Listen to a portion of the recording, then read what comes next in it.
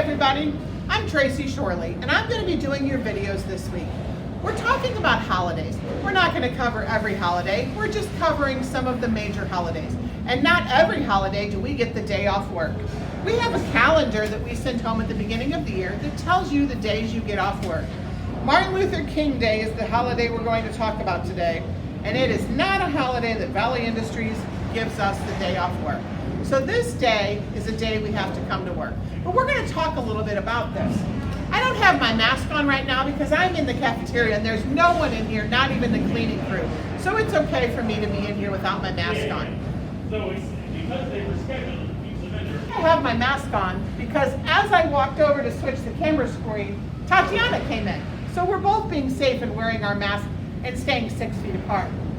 So we're going to talk a little bit about Martin Luther King Jr. He was a civil rights activist in the 1950s and 60s. He led non-violent protests. That was amazing. He was the first person that said, no, I am not okay with this and I want to do something about it. But everything he did was non-violent. He wanted to fight for all the people, including African Americans. He hoped that America and the world could become a colorblind society where race would not impact a person's civil rights. He is considered one of the great speakers of modern times, and his speeches still inspire many to this day.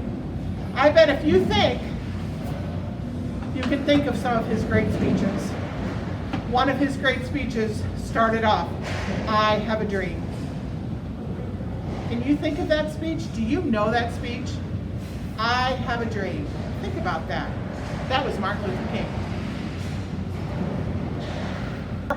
Martin Luther King Jr. was born in Atlanta, Georgia on January 15, 1929. He went to Booker T. Washington High School. He was so smart that he skipped 2 grades in high school. He started his college education at Morehouse College at the young age of 15. I have a friend that just started going to Morehouse University, and oh my, is the history rich there. It is so amazing. It is an awesome, awesome, awesome school. He started college at the age of 15. Very, very, very young and very, very, very smart. After getting his degree in sociology from Morehouse, Martin got a divinity degree from Crozer Seminary and then his doctorate degree in theology from Boston University. Martin's dad was a preacher, which inspired him to be a preacher. He had a younger brother and an older sister named Coretta Scott. He got married. Hold on. He got his older sister. Whoop, rewind. Whoop, whoop, whoop, whoop, whoop. Martin's dad was a preacher, which inspired Martin to pursue ministry. He had a younger brother and an older sister. He married Coretta Scott. Later, they would have 4 children, including Yolanda, Martin, Dexter, and Bernice.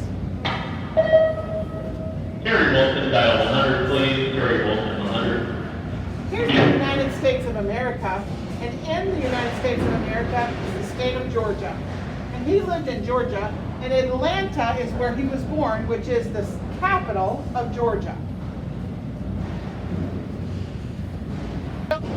No one's in the cafeteria again, so I was able to take my mask off.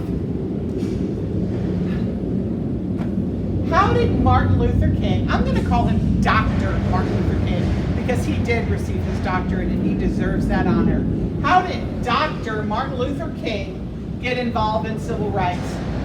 I'm going to say, from knowing everything I know about him, he was born into it. He was a man of civil justice. But in his first major civil rights action, Martin Luther King Jr.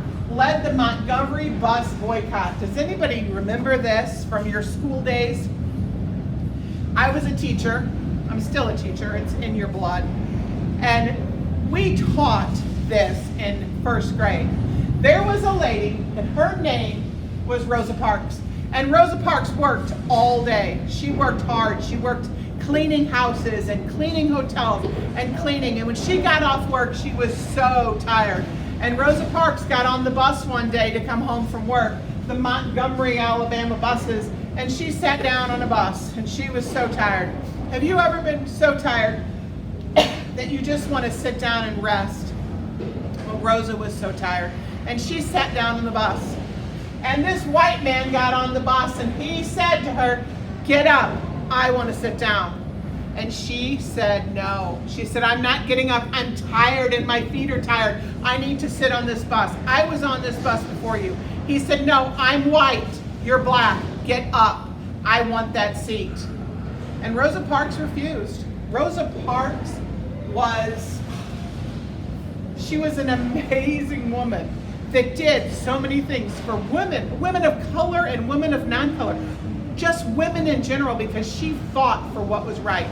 They arrested her and she had to spend the night in jail because she would not give up her seat on the bus. And Dr. Martin Luther King said, "Oh no, that is not okay." So he boycotted and he said to everyone, "I don't want anybody riding the buses.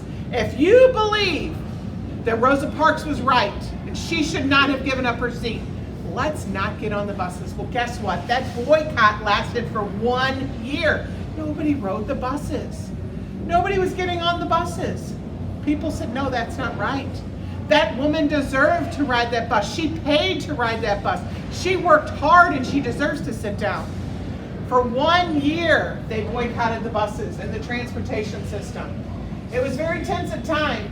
Martin Luther King was arrested and his house was bombed. In the end, however, Martin prevailed and separation on the Montgomery bus systems came to an end. He was peaceful in his protest. He said, "No, this is not right." And everyone agreed with him. It's not right. If you pay your money, you should get to sit in a seat. Dr. Martin Luther King was a great man. When did Dr. Martin Luther King give his famous speech, "I Have a Dream"? I spoke of that earlier, didn't I? In 1963, Martin Luther King Jr. helped to organize the famous March on Washington. Over 250,000 people attended this march to show the importance of civil rights. Some of the issues the march hoped to accomplish included an end to segregation in public schools, protection from police abuse, and to get laws passed that prevent discrimination in employment. It was at this march where Martin Luther King gave his "I Have a Dream" speech. This speech has become one of the most famous speeches in history. The March on Washington was a great success. The Civil Rights Act was passed a year later. Dr. Martin Luther King, again, peaceful. He had all these people come together and he spoke to them. And he told them, we all must live as one. He was a very peaceful man, but yet he knew what was right.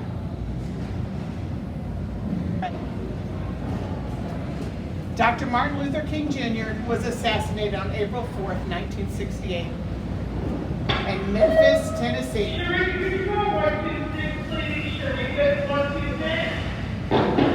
While standing on the balcony of his hotel, he was shot by James Earl Ray. There is a monument for Dr. Martin Luther King Jr. in Washington, D.C. Look at him. Proud, strong, believed what was right, and followed through. Here's some interesting facts about Martin Luther King Jr. He was the youngest person to be awarded the Nobel Peace Prize in 1964. Martin Luther King Jr. Day is a national holiday. At the Atlanta premiere of the movie Gone with the Wind, Martin sang with his church choir. The man not only stood for civil rights, but he had a beautiful voice. He sang beautifully. There are over 730 streets in the United States named after Martin Luther King Jr. One of his main influence was Mohandas Gandhi, who taught people to protest in a non-violent manner. We need to think about that right now in these times that we're in. Dr. Martin Luther King stood for justice, but he also said non-violent protests. He was awarded the Congressional Gold Medal and the Presidential Medal of Freedom. Okay, go this way. The name on his original birth certificate is Michael King. He was born as Michael King. However, he was supposed to be named after his father, who was Martin Luther the First. And so the Christian Formation Movement is often referred to as MLK. Martin Luther King, Dr. Martin Luther King, was an amazing man who stood for many things. And on January 15th, we celebrate him. Although, in my eyes, we should celebrate him every day because he brought great change to the United States of America. Thank you, Dr. Martin Luther King, for everything you have done.